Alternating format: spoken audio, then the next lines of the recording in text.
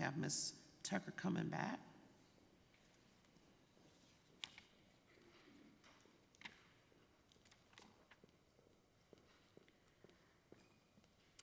Good evening, Madam Chair, members of the board.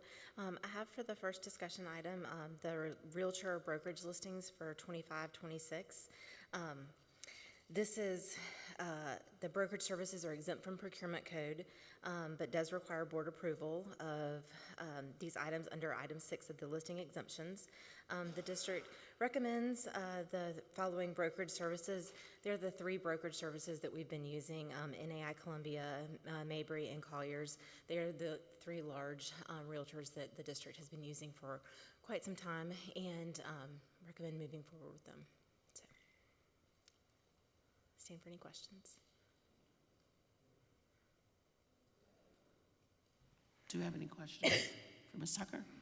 Hey, just one quick question. Is the list satisfactory to you guys? Is there anything, anyone? Yes, this is our recommendation. Has been working well, and Alan feels like we've been able to acquire the properties we need. Alan, you want to speak to it? Yes, I think those are the 3 realtors, broker firms that we've used in the past, and I think we need to continue using them. Perfect. All right, so you just bring this back for us? Yes, Next. yes, ma'am. Perfect. And Ms. Tucker will stay with us for the final item on our agenda, which is a discussion of the fund balance assignment for the construction management group.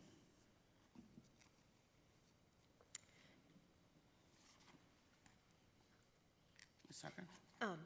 The administration recommends allocating no more than $2 million of the $3.5 that's been reserved in the assigned fund balance for future potential capital project expenditures to hire a construction management group to oversee the following bond referendum projects. These are the 3 projects that are directly related to the rezoning. They are the first 3 projects that we got out in accordance with the bond referendum approval. These are the 3 that, again, need to happen the quickest in order that we can hit that target moving date for the 26-27 school year. Okay, thank you. So the total cost of these projects is $58.94 million. We would consider a cost at no more than $2 million, which is approximately 3% of the total project cost, which is consistent with a construction management firm. Do we have any questions for Ms. Tucker? Ms. Huddle? So the 3.5 million, correct me if I'm wrong, but I think that was that was before you were here, but I think it was allocated October 2023.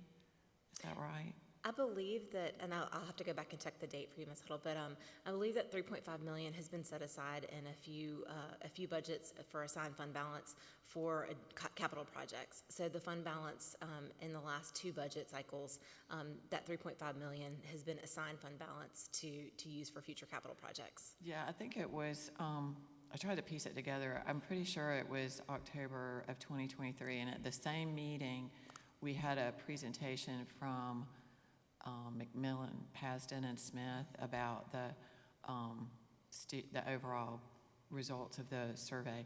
So I know we're not voting on this tonight, but for the next meeting, I think it would be helpful to know, did it really come from that?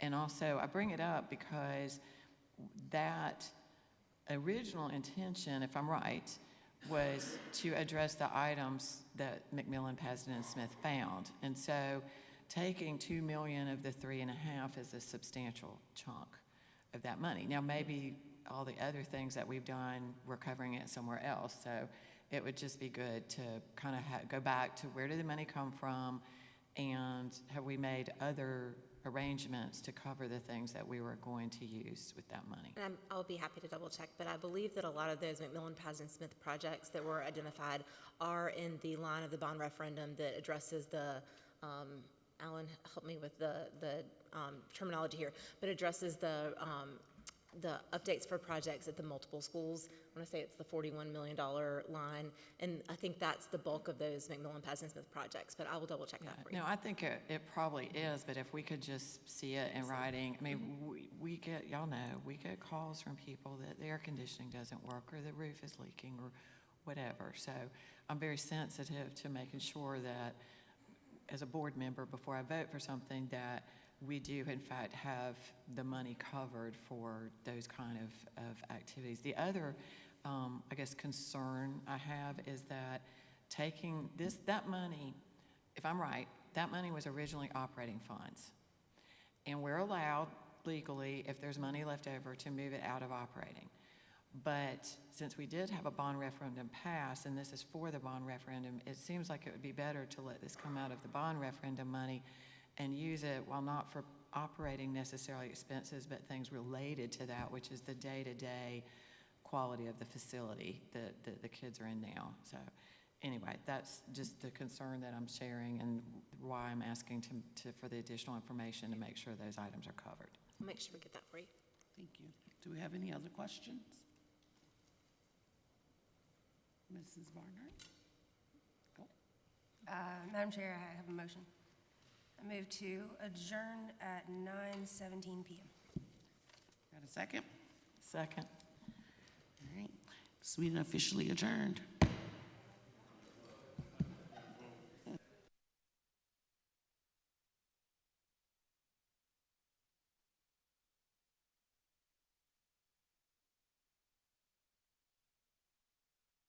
Motion carries 7-0.